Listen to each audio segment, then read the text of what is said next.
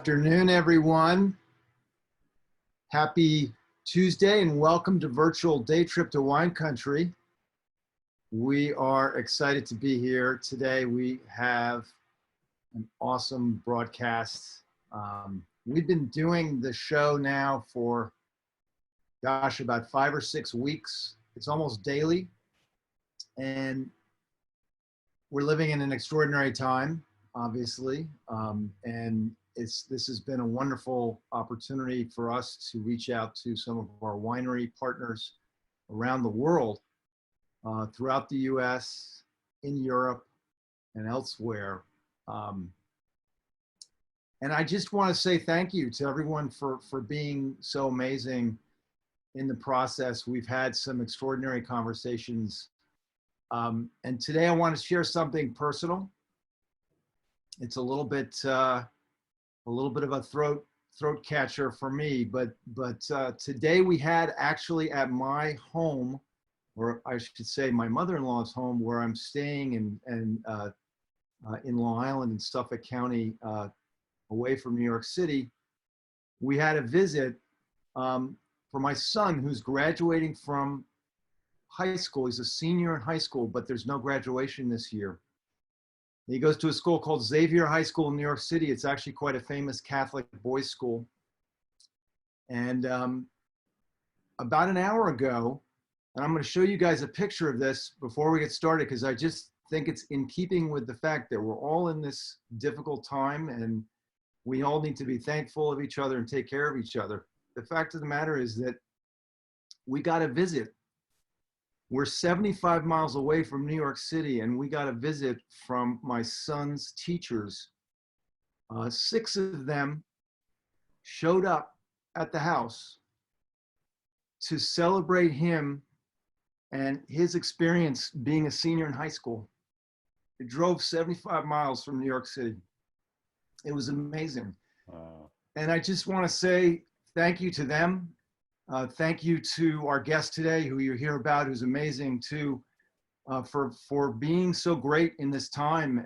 And I was touched by the fact that these people drove all this way. That's my son in the middle there.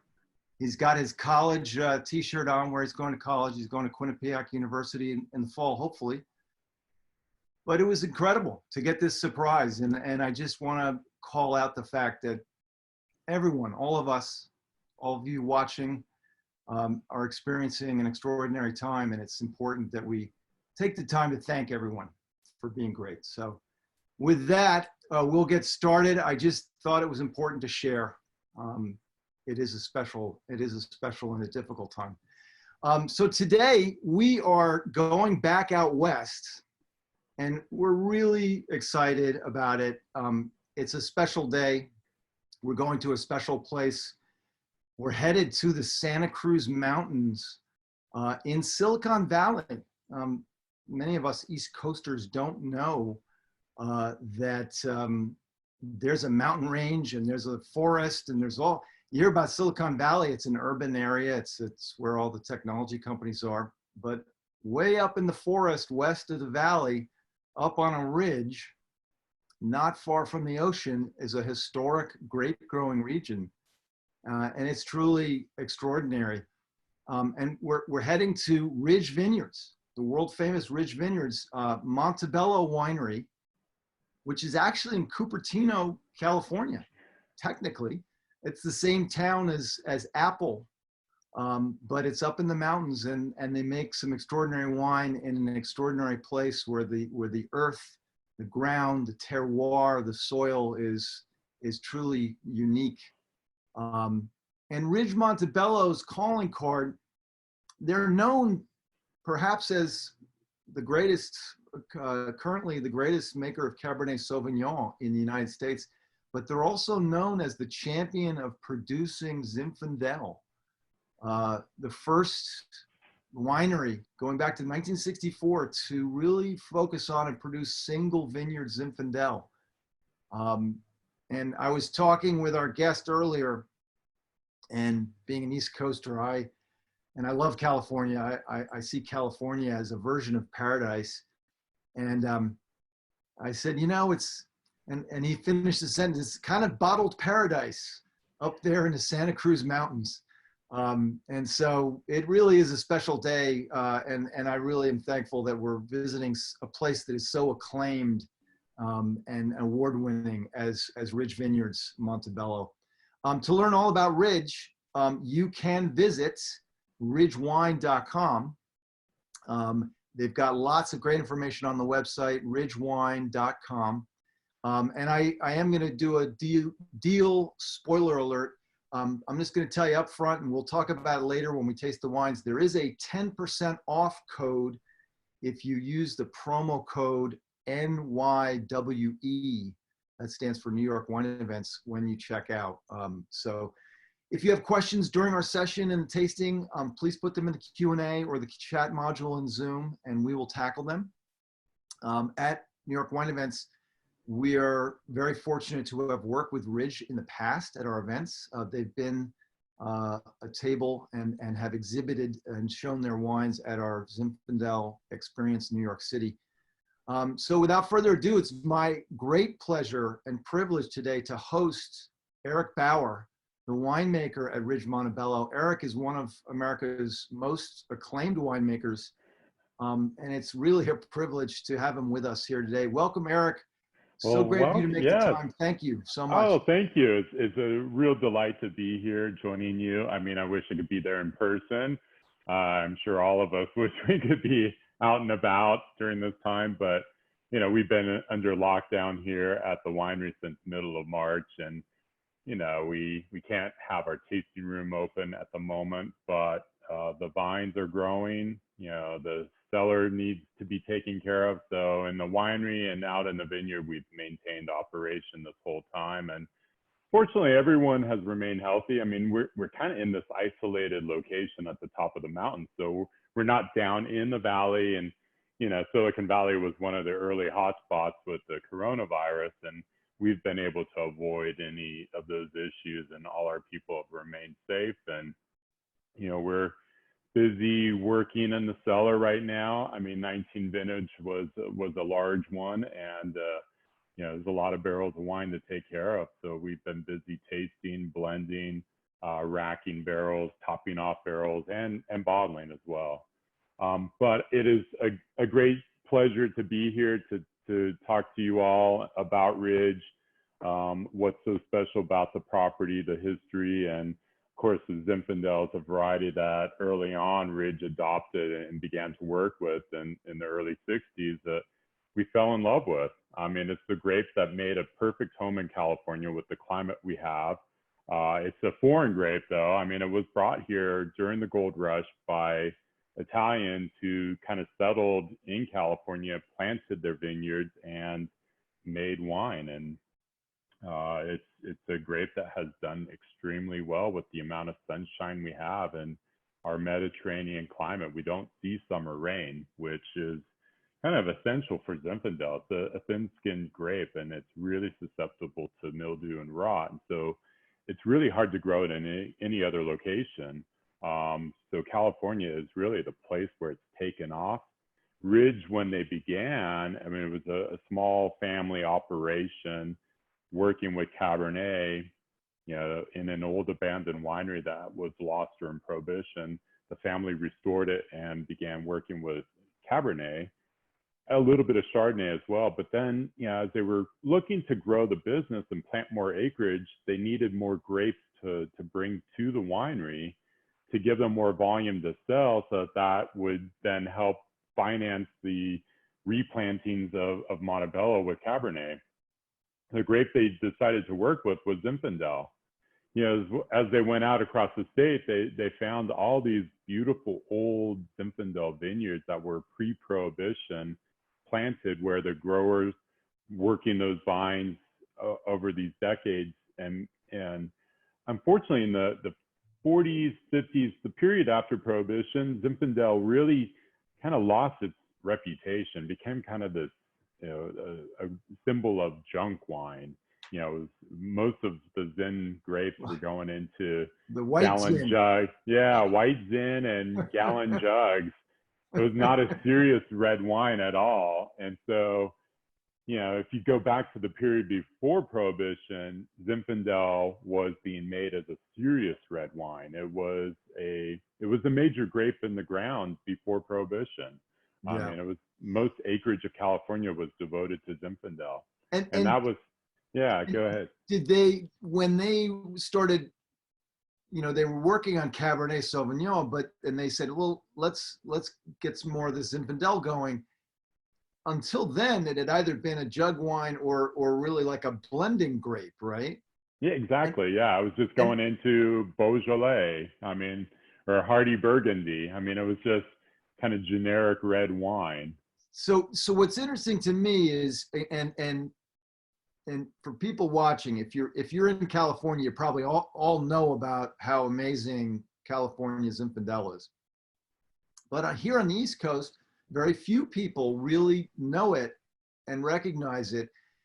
And of course, my pet mission in life is to get people to try more grapes and expand their tasting palette and their horizons when it comes to the different types of wines.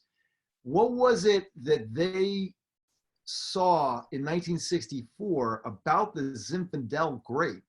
It said, we're not just going to use it for blending, or we're not going to just plant a lot of it and make more jug wine so we can finance the Cabernet Sauvignon part of the winery. They saw that it could actually make spectacular red wine. Yeah, What changed? What happened?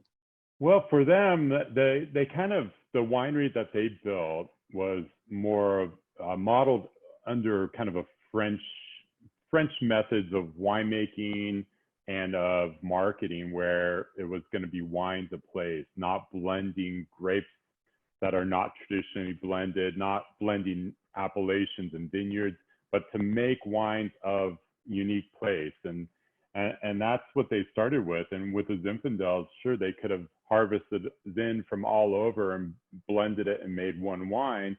But again, they were excited by the fact that Zinfandel could show vineyard character so well, and that the grapes from as far south as Paso Robles would taste completely different than the grapes from Sonoma County or Mendocino County. And so they recognized early on that it was just this amazing grape that could be as good as the great wines of Bordeaux, the great wine that they were making out of Cabernet, that it could be a serious red wine and show vineyard character so well.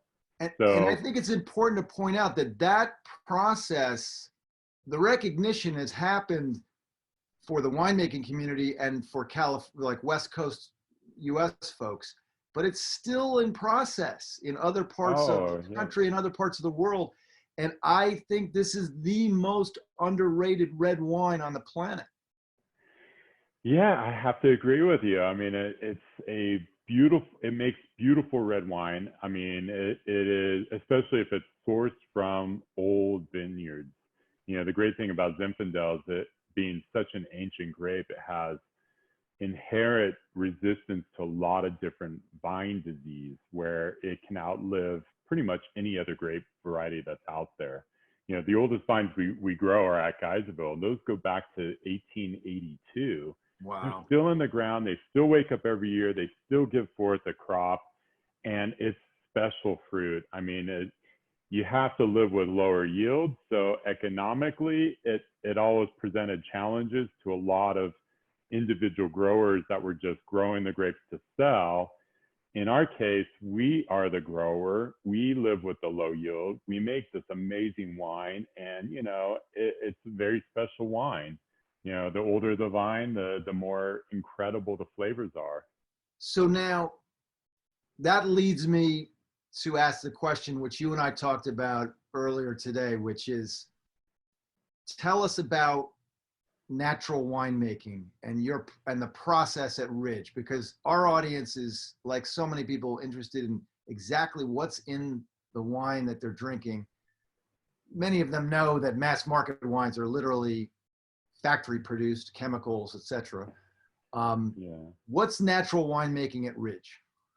Well, again, it goes back to the kind of 1850s Bordeaux approach to winemaking, where you are basically putting all your energy and time in the vineyard, raising a crop of high quality grapes that come to the winery with everything that's essential to make great wine. So in winemaking here, we don't add commercial yeast stock, we don't add nutrients, we don't add heavy preservatives, chemical fillers, color additives. I mean, it's basically the grapes transform into this amazing liquid. My job in winemaking is just guiding that transformation and making sure that the fermentations are healthy, that they go to completion, that we can barrel down, get gravity clarification. We don't have to heavily process the wine in any way. So we get to bottle with basically everything that the grape provided, and we didn't lose any along the way, and we didn't alter it with any chemical manipulation. Now, we're one of the first wineries actually on our back labels put an ingredient list. So, there's about 51 different additives that the government allows wineries to put into wine along the way from grape to bottle. We use just the minimum amount of SO2. So that's the one really component that we add in small amounts along the way from fermentation to bottle. And we use this term minimum effective SO2. So it's the most minimum amount to get the wine safely to the bottle without having it oxidized and spoiled. And that's basically it. There's no commercial yeast and commercial malolactic bacteria added to the grapes. And you guys put the ingredients on the back of the label of the bottle. Yeah. Because people are interested. Most of our consumers really want to know what they're putting into their body. I mean, wine really does represent for so many people something that's of the earth, that's natural. And yet, when you kind of find out the fact that so much wine made all over the world is being altered, winemakers are usually applying a lot of different chemicals to the wine to make up for the deficiencies of the grape, or to chemically sterilize it to kill everything, so that they have this perfectly stable, sterile wine go into bottle. We don't. I mean, and so by putting the ingredient, it really does kind of limit what we will do in making wine here, which is really keeping us so disciplined in the traditional old world winemaking method. Right. Where back in the day, back in the 19th century, wines were natural. And so we're really sticking to what we call pre-industrial winemaking. We don't feel that wine should be manipulated. That's really cool. So I have a question from one of the people watching, but I'm going to preface the question by saying, you are a young guy. Youthful. I wish I was young. I'm actually, I've been here 26 years. So well, that was my question. You don't look like it. Yeah, I've been very well preserved by all the great wine I consume. So the question is, when you started there initially at the winery, was it just a job for you after college, or did you have an interest in wine? And is that why you applied for a job working in the chemist area or the chemistry side of the winery? And if you didn't have an interest and it was just for a job, how quickly did it turn into being a winemaker and a passion for you? Well, I grew up nearby, and I grew up with a family that had appreciation for wine. So I already had it in me that I loved wine. I loved, everything about wine and winemaking, but I never thought of it as like a serious career. I mean, I had just graduated with my degree in biochemistry, molecular biology. I was dreaming of the world of biotech, which is heavy here in Silicon Valley. But at the time, I thought I wasn't quite sure where I was going to go next. I just graduated. I wanted to take a year off before going on to graduate school. So the winery was looking for a chemist, and I applied, got the job, came here, saw the place, and just immediately felt this strong connection with the cellar, with the aroma, the environment. and the people. So I just thought, wow, this is a really amazing place to work. And within a year, I had the chance to go on to graduate school, but I kind of delayed the plans to stay on because Paul Draper, who hired me, needed some help going into the 95 vintage. His cellar master had just left, so I kind of stayed on and volunteered to help with getting through the vintage. And once I really got my hand like outside of the lab and into really the really heavy lifting and crushing grapes and being totally involved in that aspect, I really just decided this is something I want to continue on with and just stay here at Ridge and learn more. I mean, fortunately, I had the palate.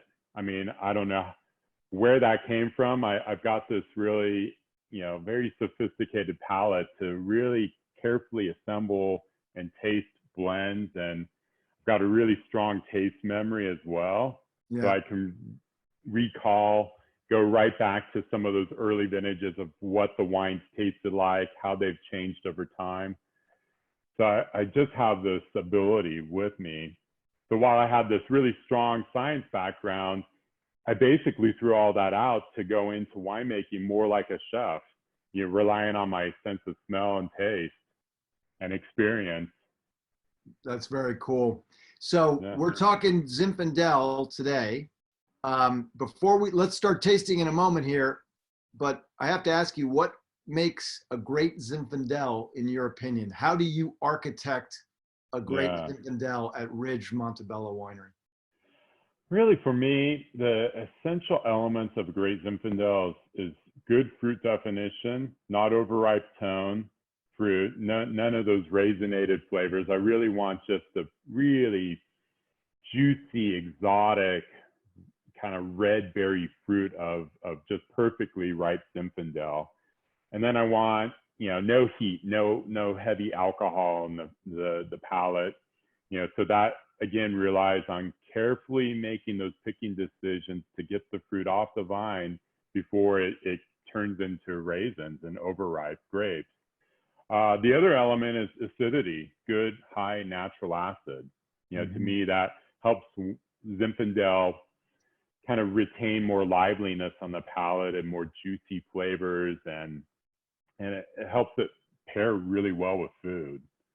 Yep. So for me at Ridge, the wine styles we've always worked within has been to really make wines that go really well with food and also have great aging potential. And acidity is one of those elements of longevity of bottle life. I couldn't agree more. And I have my wife who has to suffer through all of my talk about wine, and we've got to try different wine and we've got to pair with this food and that. The other night she said, it is true when you get that perfect, we had a tuna steak and I forget which the wine was, but she said, man, it is just, when you have some of that and you have a sip of wine or vice versa, it's just magic. Oh, it is. Yeah. I mean, for me, when I'm at the winery tasting all day, making assemblages, I generally don't have food in front of me. It's not until I have wine at home that I open up a bottle of Zin out of my cellar and have it with a meal that suddenly I find elements in the wine that I've never really seen before. Like different flavors come out. The food helps draw out a lot of the complexity of the wine. Yeah, absolutely. Well, let's do a quick tour and let's start tasting. But so we're gonna do 7 questions here. So what are we looking at in my background right now? That looks like the tip top of Montebello. So we're looking east towards Silicon Valley on a foggy day where the valley is completely covered in fog that comes off the ocean. So that helps kind of cool the nights down at Montebello. We've got about elevation close to 2,700 feet. So we're at the highest point of the Santa Cruz Mountains. So somewhere underneath the middle of those clouds is the Apple building. Yeah, the Apple spaceship. Yeah, the mothership is down there. You see it definitely from Montebello and Google and all the other headquarters. we'll show another vineyard shot. This Yeah, was so now particularly we're dramatic. looking west towards the ocean. So where the vineyard drops off, and you can see the mountain behind it. In that deep canyon, there is the San Andreas fault line Wow. running right between us at the edge of North America tectonic plates. That mountain range we see, the forest there, is on the Pacific plate. And so we're slowly inching by centimeters a year. The gap is slowly opening up where we're going to have a better ocean view in about 1 million years. It'd just be when you're on that ridge where the vines are sort of going over into the distance, be careful, Eric. Yeah, well, yeah, you roll down pretty far. It's about a 2,000-foot drop. Well, if it starts shaking, just, get out of it. Oh, yeah. Well, in the end, that's probably the best place to be in an earthquake because the whole mountain's made of limestone. Yeah. So even in the big earthquake of 1989 that leveled so much of San Francisco and Santa Cruz and the Bay Area, Monte Bello Winery lost 2 bottles of wine. That was the extent of damage here. Yeah. So the earth moves, but the limestone absorbs energy. And so it's pretty amazing what we have here on this, what geologists call exotic terrain. Well, you guys inflicted the damage, but you didn't sustain it. So yeah. Yeah. All right. So one last look. I just want people to see the majesty of these barrels. I mean, this is probably my favorite cellar. Yeah. Cabernet. Yeah.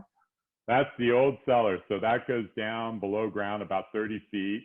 We're looking out at the tunnel. So we've got a steep driveway that comes down around the back. We've got the stained glass window there to bring light in. At the winter solstice, at the lowest point of the sun, if it's a sunny day, middle of December, the sun will hit that and it just fills the whole cellar with colorful light. Yeah, it's a beautiful spot. That's where a lot of barrels, American oak barrels, are stacked right there. So just in case anybody's interested, one of the places I'm going when we're off quarantine is straight to Ridge Montebello Winery. All right, well, let's get started. I think we're going to start with the Three Valleys. And I'm just going to say that all of these wines are very affordable for being some of the best red wines in America. These are very accessible. They're in the 30, 35, 40 range. And I think we're going to start with the Three Valleys. Is that right? Yeah, Three Valleys. So this is a Sonoma County blend. This is our entry-level wine into the world of Ridge Zin. It's a blend of roughly 8 different vineyards, all within about a 5-mile radius of our Lytton Springs winery. So the heart of the wine really is coming from our younger vine parcels of the Lytton Springs vineyard. And then next is some of our younger parcels at Geyserville in the Alexander Valley. And then to the south, there's a few vineyards that we work with in the Russian River appellation. So we're making single vineyard wines from those places, but we ferment in small batches. As we're picking out a block, it comes to the winery, it's in its own tank. We're working the skins, extracting color, trying to make, very exceptional wine. But once the vintage is over and we taste all the finished wines to make the assemblage, we recognize there's parcels that just don't really have a strong imprint of the vineyard character. Those are the pieces that we hold out to then see how they blend together to make our Sonoma County blend. So awesome. Three Valleys is really named for the 3 key appellations that we're farming most of our Zinfandel in Sonoma County. Mm-hmm. It's a winemaker blend. So there we will piece together the components, add some Carignan, some Petit Syrah, Mataro, some Alicante, and really build in the complexity of the wine. But the overall architecture of this wine is about early drinkability. Mm-hmm. It's not going to be massively tannic. You basically can buy a bottle, take it home, pull a cork, pour it off, decant it, let it open up, and it will just be a delicious bottle of wine. And it's going to be in the lower alcohol range, fermented dry, and made basically the same way as all our single vineyard wines. So all natural yeast fermentations, natural malolactic, entirely barrel aged, gravity clarified. We rack for clarity. So we're not taking any shortcuts in making this wine. It's just a matter of a selection process in order to make the very best of our single vineyard wines. We have to be willing to declassify the pieces that just are lacking some of the vineyard character. Yeah. And this one, so for everybody watching, this one is to my right. You'll see the bottle. It's the Three Valleys Zinfandel. And it retails for $30, right, Eric? Yes, yes. So, I mean, for a great wine, that's a great value. And yeah, again, and 18 vintage. I mean, it is just one of those years where then everything about the growing conditions of 18 were just perfect for Zinfandel to get every vineyard parcel to really produce uniform ripening. And so you feel it in the wine. The wine has just perfect balance, beautiful fruit, really nice tannin structure. It just drinks extremely well. And what would you pair this with food-wise? Well, I tend to go towards meat dishes like short ribs. One of my favorites to have with Zinfandel, and Three Valleys. Three Valleys being a little bit more elegant, probably could even go with some vegetarian dishes. Nice. Some roasted vegetables. Excellent. Yeah, it's a really wonderful wine. And we just released it this spring, so it's kind of the Zin that most people would start drinking at this point. It's always nice to give the others a little bit more bottle age. Right. All right, so let's move on to the Paso Robles. Paso Robles. Yeah, so this is Paso Robles. I mean, we've been down in this appellation working with this vineyard and family since 1967. Wow. Yeah, so I mean, we have a long history with this ranch and a great love for the family, the Duzzi family, who had bought it when it had just been planted. So they bought it. The vines were only about 2 years old. They started working the vines themselves, and basically during that time, it was Prohibition. They were selling most of their early crops to local home winemakers, because that was really the only way to legally possess wine. Was you had to make it in your house, and you could only consume it at your house. Yep. So home winemaking became very popular during Prohibition.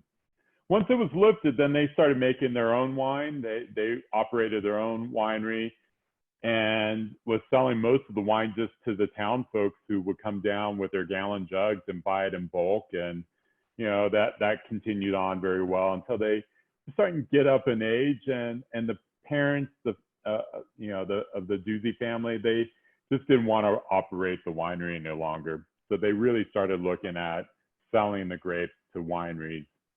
Yeah. And that's when Ridge went down there in 1967 and met the family and signed up. And we've been making this wine every year since.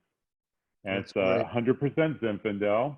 Yep. It's the warmest climate of our entire portfolio of Zins that we make, which are heavily skewed towards working in the North Coast, so Sonoma County. This is the warmest area. So this is south of Monte Bello, heading towards Los Angeles. It's summertime. It's easily 100 degrees there throughout July and into August. Zin is a variety that it thrives in the sun and the heat. So it just tends to produce a really fruit-forward, really intense wine with not that much tannin structure. So has it got some of that lot of structure, but jamminess? It's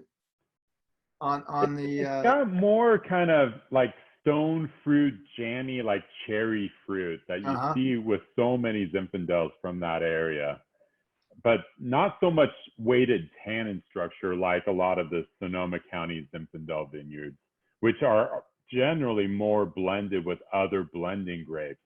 The Duzzi Ranch is just pure Zin. So you're tasting just that purity of Zinfandel fruit. And so it makes a Zin that's much more fruit forward. You can drink it early. It's a lot of intense flavor in the bottle. And is it higher alcohol content because of the climate and the heat? Yeah, and so it's just a matter of, can we get in there fast enough and pick? Do we get clobbered by heat waves at the end of August and we just cannot pick fast enough? Yeah. So, we are always the very first to be picking in Paso Robles. And even then, we're hitting 15% alcohol. Yeah. But in a cooler year, I can often come off the vines at a low 14% alcohol, and it will be also very delicious and fruit forward. So it's a great area to work with. It's just, with the warmer weather that we're experiencing over the last several decades, it's been pushing ripeness in that site. Now, and is also, I can see that the color is really deep, dark. Is that also a characteristic of the hotter climate and the Zin grape?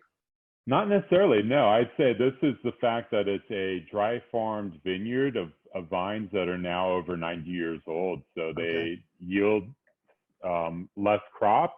The crop you do harvest is much more concentrated. The skins are thicker, and you just get more intensity out of the fruit. This was my introduction to California Zinfandel, and it's what got me interested in wine. Was somebody gave me a fantastic bottle like one of these of red Zinfandel about 15 years ago, and I fell in love with the color, the structure, the fruit forward, everything about it. I'd never tasted a wine like this before. Yeah, it's quite unique. I mean, it's nothing like Cabernet Sauvignon. I mean, which is just a different spectrum of fruit. Zin, what I love about it is there's this inherent spice. You can actually taste it in the berry off the vine. You crunch into it. It's just got pepper and other exotic spices. It can even have some dried herbs and really juicy red fruit. So it's really quite a fun variety to work with. And what's your favorite dish to pair this with? Oh, well, this, you have to step it up. It's something really, rich. I mean, I would go with like a meat-based lasagna, with the cheese. I was going to say spaghetti with meatballs. Yeah, spaghetti meatballs, something with just, it's got to be really rich. That's awesome. And robust, I mean, to go with this. Yeah, it's delicious. So being the first fruit to come into the winery every year, this is able to go into some of our best Zinfandel fermenters, ones that have grids so we can keep the skins submerged for constant extraction. So that's a technique that goes back to the early days of Ridge. And, when the founders had day jobs at Stanford Research Institute, they couldn't be up at the winery managing the cap, making sure the cap was wet, doing pump overs or punch down.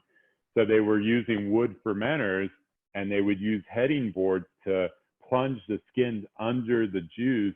They would nail the boards into the side of the tank, go during the week and work down in Silicon Valley, come up on the weekends and check everything. And they loved what that did for extraction. It was a really gentle way of extracting better color and tannin, and it worked magically for Zinfandel. So today we don't have wood fermenters, but we have sanitary stainless steel tanks with grid systems that do basically the same thing. And it really helps with enhancing the extraction, as you can see. Yeah. I mean, really deeply colored vintage here. I love the color. Yeah. So this one is $35. Again, a great value for how extraordinary it is. Let's move on to the Geyserville, which is perhaps your most famous Zin. Very famous Zinfandel. I mean, this goes back to 1966. We have made consecutively now. This is our 53rd vintage. Wow. That we have. I mean, it's been made every single year since 1966. This is probably one of the most phenomenal terroirs. It's a single terroir. It's an ancient riverbed that these head-pruned old Zinfandel vines are growing up and out of. It's well-drained, rocky soil with a lot of minerality. Those deeply rooted old vines go down through that bedrock and draw out just some of the most amazing flavor and complexity of mineral character.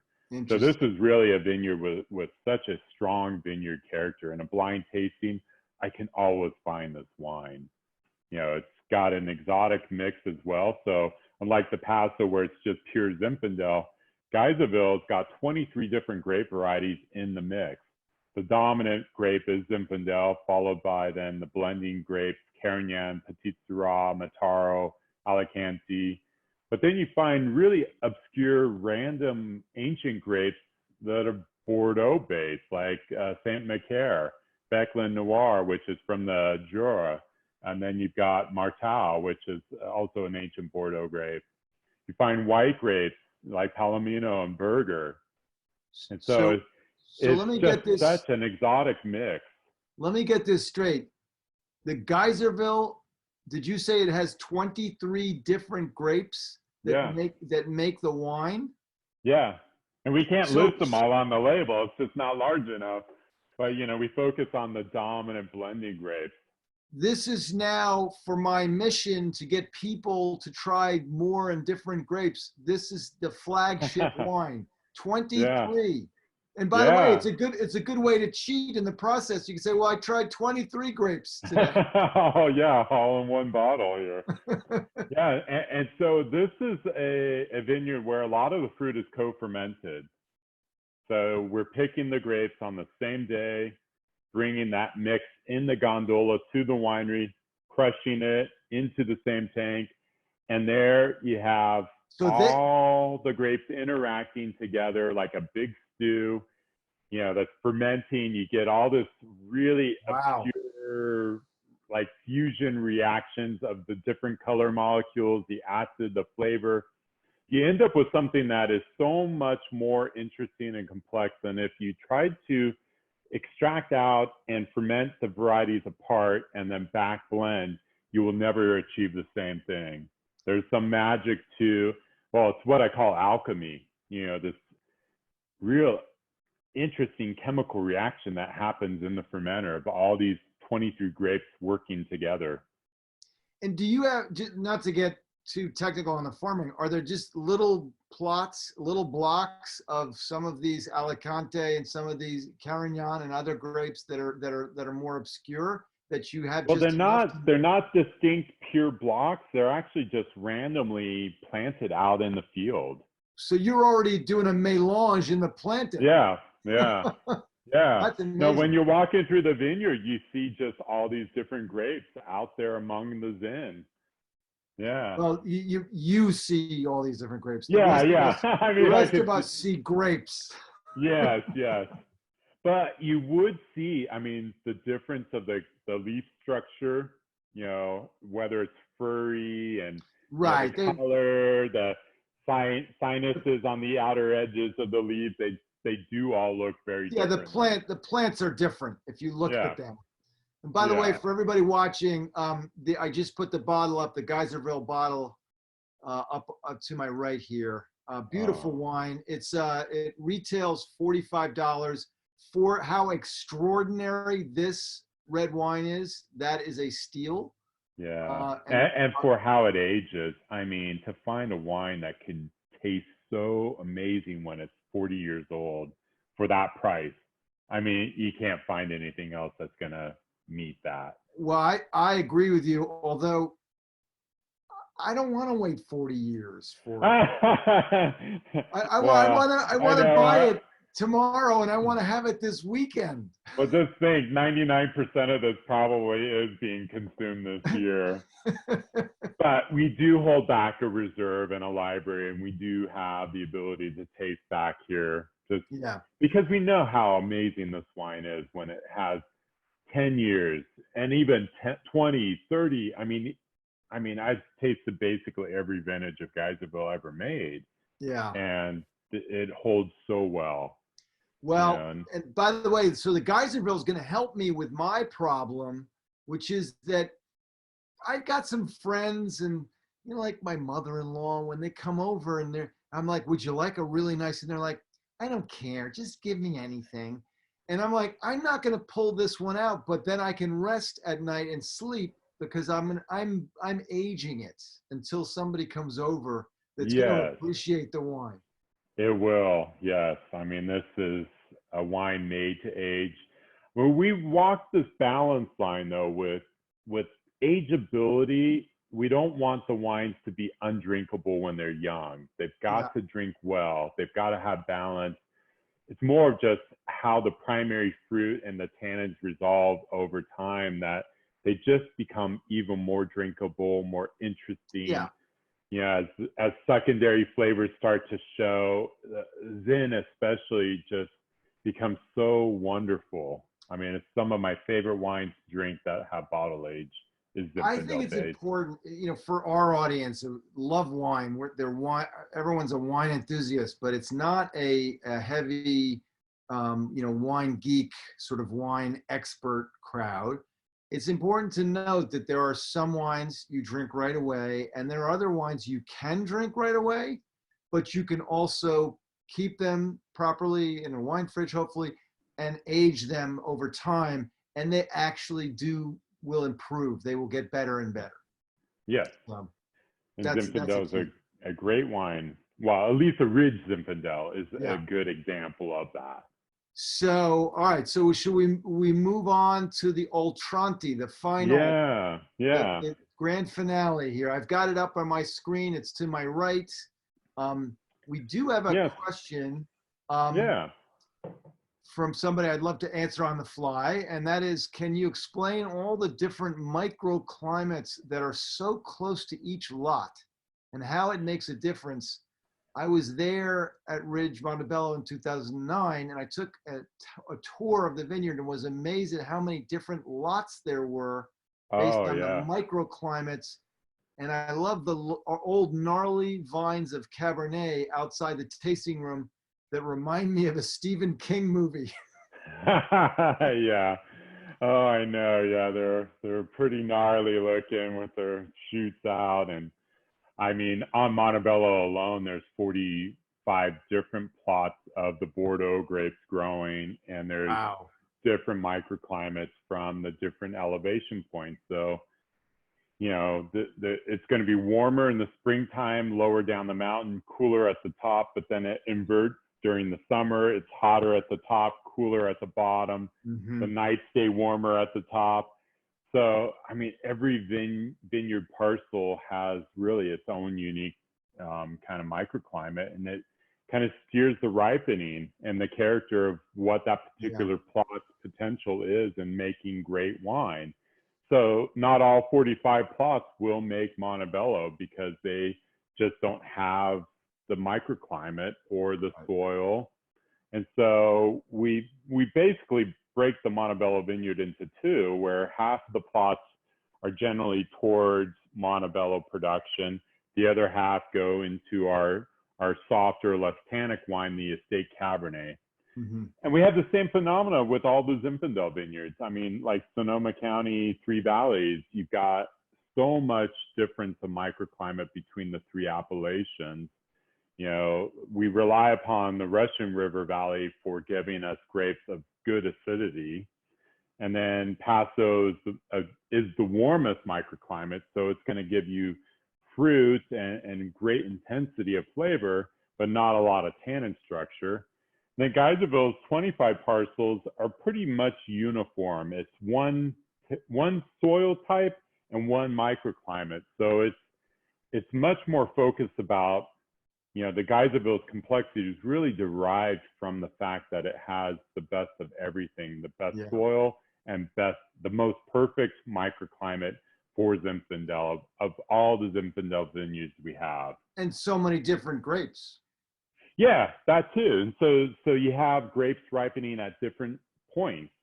So in a field blend, you know, we pick the grapes can be at all different ranges of ripeness. So Zin often is going to be the ripest. The others are going to be lower ripeness, but in the total mix, it's going to be perfect.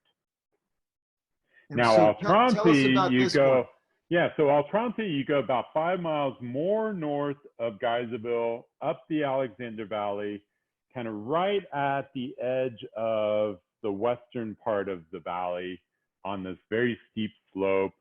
You have this vineyard that the Altrontis planted in the late 90s that we have actually first started working with this ranch with their old vines where we make a wine called Mazzoni Home Ranch. It was planted by Giuseppe Mazzoni in the 1890s. The Altrontis bought that ranch, and there was a bunch of old abandoned terraces that the vines didn't survive prohibition. So the Altrontis replanted that to Zin, and as young vines, we've begun to work with that and make a wine named after the family, the Altronti family. And so it's younger vine fruit. It's got a lot of intensity, as you can smell on the nose. I mean, it's also got a little bit of a blend. So it's 88% Zinfandel, 10 Carignan, 2 Petit Syrah. And so that helps with bringing more complexity to the overall wine. But it is a wonderful Zinfandel, kind of representing what you get with younger vineyards in the northern reaches of Sonoma County, in the Alexander Valley. So good fruit, a lot more density than the Paso Robles. So it's definitely influenced by being in a more northern latitude with more moderate weather. So it doesn't get as hot as Paso Robles at Mazzoni or at the Altronti Ranch.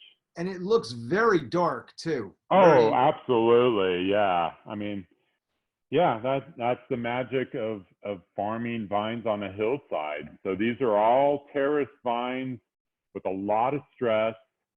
And while they are younger vines, they really do stress out growing on those slopes. And so that helps induce greater color, greater flavor.